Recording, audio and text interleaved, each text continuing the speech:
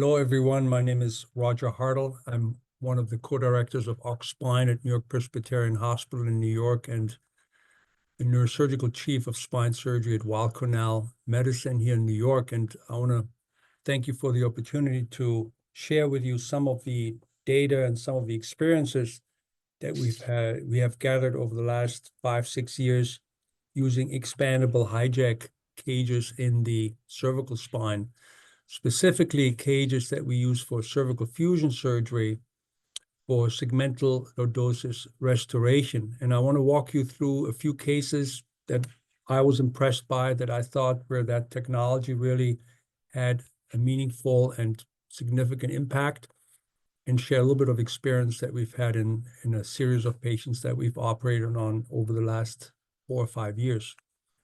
The first case I want to present is a pretty straightforward case. Is a 42-year-old gentleman with neck pain, radiculopathy, mild myelopathy. This patient had had symptoms for quite some time, had failed non-operative treatment, balance issues, difficulty picking up objects and buttoning, so that suggests maybe a mild myelopathy, weakness of bilateral shoulders, especially left arm and left hand. The neurological exam was significant for brisk reflexes, again, signs of mild myelopathy, and weakness in biceps and triceps, especially on the left side. If you look at the x-rays, you notice that there's loss of cervical lordosis on the x-rays. There's no instability on the flexion extension films, and there's overall good mobility of the cervical spine. But certainly, the leaning forward and the loss of cervical lordosis here is quite significant. So if you look at the MRI scan, you can see that the patient has multi-level cervical spondylosis at C4-5, significant disc herniation at C5-6, especially on the left side, which probably explains the symptoms being worse on the left side, and also at C6-7. The other levels weren't so bad. So in this patient, I felt that this patient was a good candidate for an anterior approach, for an anterior cervical discectomy and fusion. And I elected to offer this patient an anterior cervical fusion C4-5, C5-6, and C6-7. Surgery was done under general anesthesia. I used navigation for these cases. I used the microscope, microsurgical techniques, did a right-sided approach, removed the C4-5 discs and the other discs, really nice decompression of the spinal cord foraminotomies. We removed the PLL in order to really make sure that the spinal cord and the nerves are obviously decompressed. And then I used expandable cages, and these are the hijack cages that are really part of this presentation. They come in different sizes. There's a normal cage that goes up to, I believe, 12 degrees of lordosis. And then there's a lordotic or hyperlordotic cage that goes up to 20 degrees. In this case, I used 3 4-millimeter cages that you can gently then expand, and they go up to about 10 to 12 degrees of lordosis at each level. You got to be very careful when you expand these cages, obviously, especially if you're not really used to the technology. You want to avoid subsidence.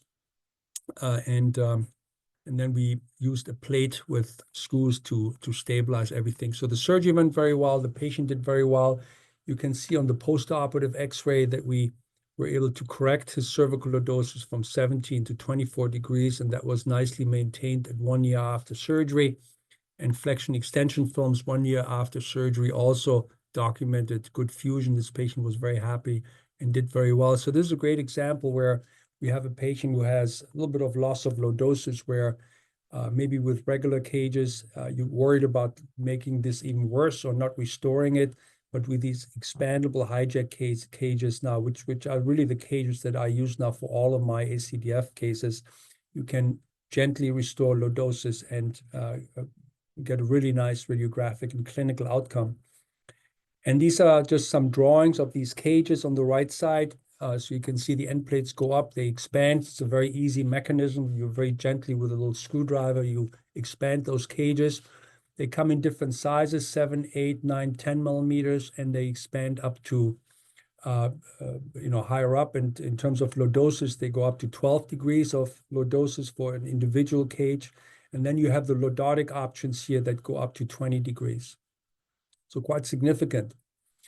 And this is just a cartoon rendering, just showing you the surgical technique. And then we obviously stabilize that with a plate and screws. So the surgical techniques is very similar really to a regular ACDF operation. Again, you just got to be careful with the expansion and do that very gently. Now, this is a patient that I was really impressed by where this technology really helped us. This is a young gentleman who had an accident here in New York, came into the hospital with an acute traumatic C6-7 disc herniation and significant triceps weakness, no myelopathy. Now you can see this patient has underlying cervical stenosis, which he's probably had for a long time, but on top of that, that large disc herniation at C6-7 was really causing the acute neurological deterioration. And that's what we wanted to treat, but I was worried about treating this one level without addressing the rest because I was worrying about the loss of lordosis. I was worried about the cervical stenosis. And I really wanted to do something that would allow us to try to restore lordosis as much as possible to prevent the adjacent segments then from getting worse, if possible. And we were, I think, very successful with the hijack expandable cage. And here we used a slightly taller cage that expands up to 20 degrees.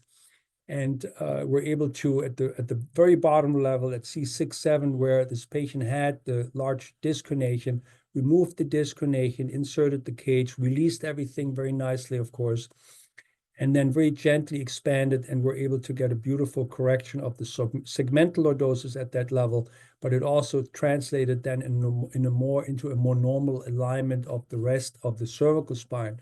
And this patient went fine, did fine, went home the next day. I saw him in clinic a few months after surgery, doesn't have any symptoms from his cervical stenosis, and we decided not to treat him for that. Another case here, this is an older gentleman, 64 years old, practicing urologist, very active with cervical myelopathy, who comes in with these x-rays, and you can see that he also has loss of cervical lordosis.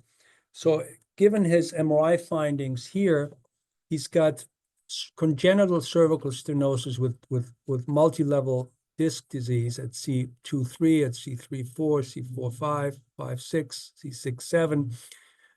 So this is a patient in my practice would be a great candidate for cervical laminoplasty with a myelopathy, but I was a little worried about the loss of cervical lordosis. So we elected then to do a similar operation as before to restore some of that segmental lordosis. So we offered this patient here a C5-6 anterior approach with an expandable cage to restore that lordosis and put him into a more normal cervical alignment that then made him really a better candidate for cervical laminoplasty. So in this case, I do the cervical laminoplasty first. I do a C3 complete laminectomy, undercut C2-3, do the laminoplasty at the levels below, and then flip the patient over and do the anterior cervical approach for the discectomy and fusion.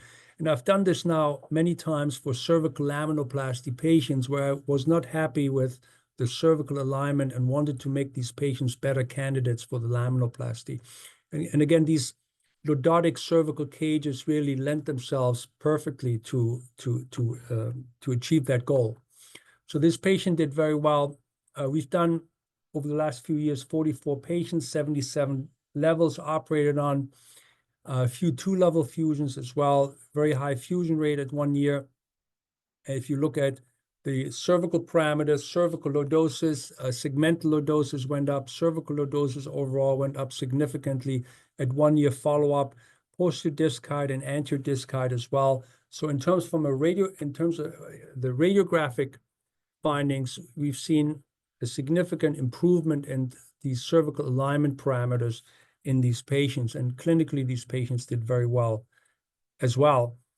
So I've used this now for the last years. I'm very happy.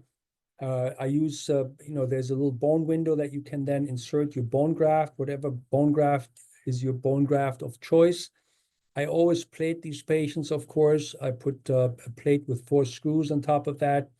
There's a learning curve in terms of the segmental lordosis. You got to be careful, but that's easily mastered. And I'm really excited about this, and I hope that some of the surgeons here may get inspired to try out this technology as well. Thank you so much. Feel free to contact me if you have any questions or comments. And thank you again for the opportunity to share our results with the hijack cervical lordotic implant. Thank you so much.